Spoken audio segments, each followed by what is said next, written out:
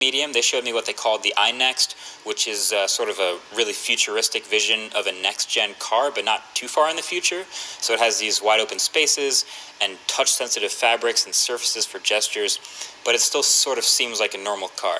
But still, without the actual self-driving tech in action, it's just kind of half the story. So then I got an email from a company called Yandex.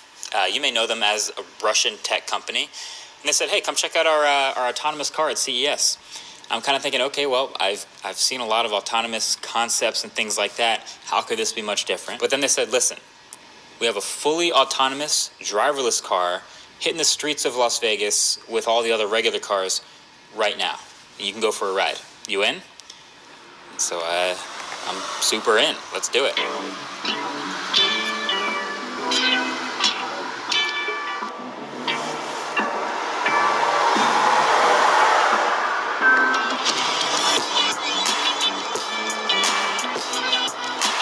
So the car itself is a retrofitted Prius.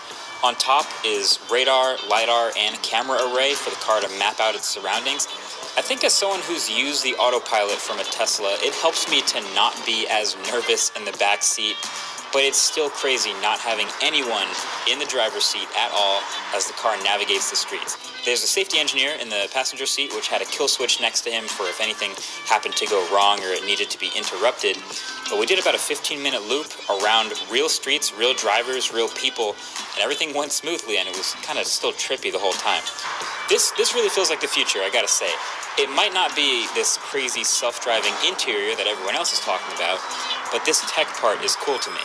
The details are that this is a small area in Las Vegas that was already mapped by this company. So it was a predetermined route and the car knew where it was going to go.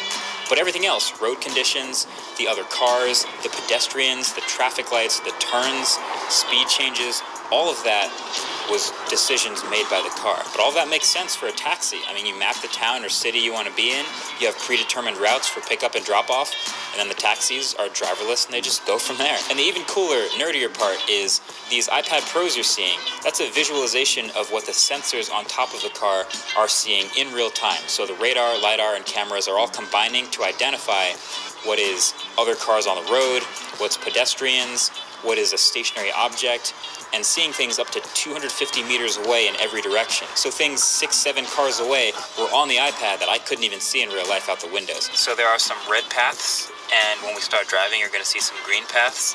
And basically what I'm seeing here is it's evaluating what's currently happening on the road and what's about to happen.